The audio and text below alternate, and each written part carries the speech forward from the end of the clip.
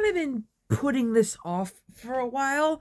I didn't know when to discuss this, biopic, because there is already a Bob Dylan biopic. Elliot Roberts did a whole video about it, and it's a really good video. I highly recommend it. So the fact that we're getting another one, I mean, I guess it isn't weird, but also, like, you couldn't pick someone else? Seriously?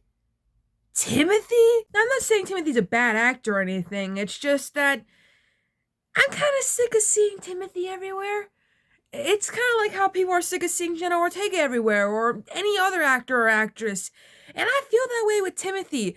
I didn't really like seeing him in Wonka, and I haven't watched Dune yet, but I prefer the old version of Dune from the 80s. The only Timothy movie I've ever seen was Call Me By Your Name, which, a controversial movie to say the least, but that's besides the point. So the name of this new Bob Dylan biopic is called A Complete Unknown, and it's officially begun filming in New York. This has been a long time coming, as far as in 2020.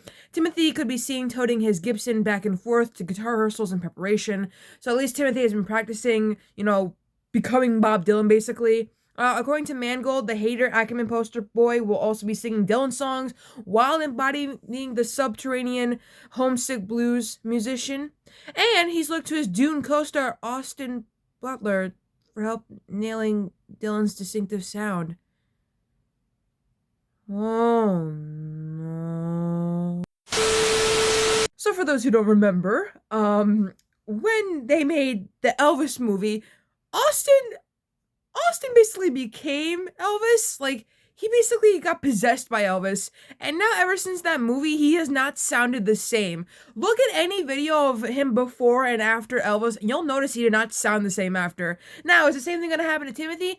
Probably not, because Bob Dylan is, I think, still alive. So I don't think Bob Dylan's going to, like, possess him and be like, yeah, you did this bad. Yeah, see, Bob Dylan, he's still alive. So I don't know how Bob Dylan. Is Bob Dylan even okay with this? What? Oh my God! I'm just now looking at a picture of Bob Dylan. That is not Timothy Chalamet. What the fuck? That is not fucking Timothy Chalamet. Kate Blanchett did a better job, or whoever the fuck, as Bob Dylan. What is this? But we're getting distracted. So the movie apparently is about when Bob Dylan came to New York when he was 19, only had like $2 in his pocket, and then became a worldwide sensation within like 3 years. This movie will also bring in other people, like other musicians, into the biopic. We have Johnny Cash, who's being played by Boyd Holbrook, Joan Baez, My Queen, played by Monica Barbaro, and Pete Seeger as Edward Norton. Wait, Edward Norton? Who's Edward Norton? Sorry, I feel like a dumbass right now. Wait, Edward Norton. Like the actor Edward Norton? Wait, like the actor? Yeah, wait, I'm confused. Oh, like actual Edward Norton. Oh, like legit Edward Norton. Wait, Edward Norton knows Bob Dylan?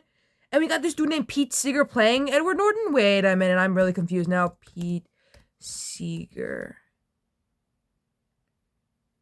Oh, I'm a dumbass.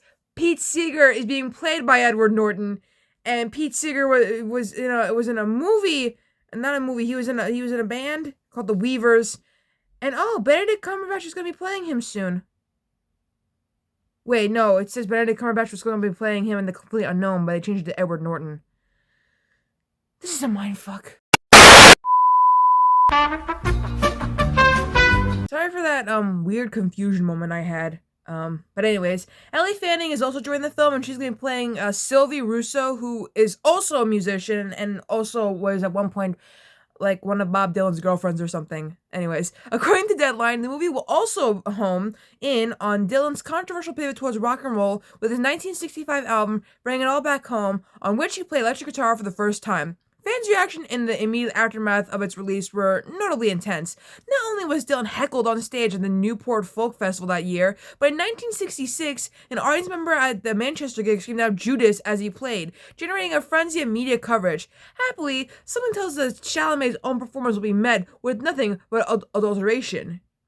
I don't know what that means, Vogue magazine. Yes, this is from Vogue magazine, by the way. Did not know they were qualified to write stuff like this, but hey, who am I to judge?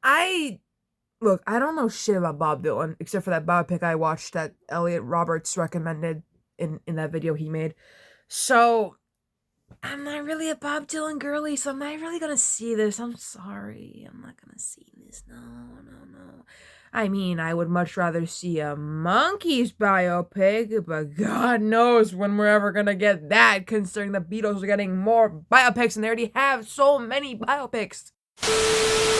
I'm aware I've ranted about that so many times. Give the Monkees a proper biopic. Give the Monkees a proper biopic. Why, Amy? Why are you saying it so much? Because the one that we got is ass. I don't care what Peter, Mickey, and Davey say. And yes, before you ask, they had commentary for this movie, so I don't give a fuck what they said. Okay, they were liars. They're probably being held at gunpoint by Canada. Okay, this biopic, complete ass cheeks, and we need a new one. We need a new one, goddammit. We need to find a 5'3" British man from Manchester, a 6'1" Texan. Is my husband 6'1"? Doesn't matter. Editing game will put that in. And we need to find a hyper boy who's Italian and his name Mickey. And we need an autistic man play Peter Tork, because that's who he was. Alright, that's who he was. Alright, I'm rambling about something else. This is not a video about the Monkees biopic.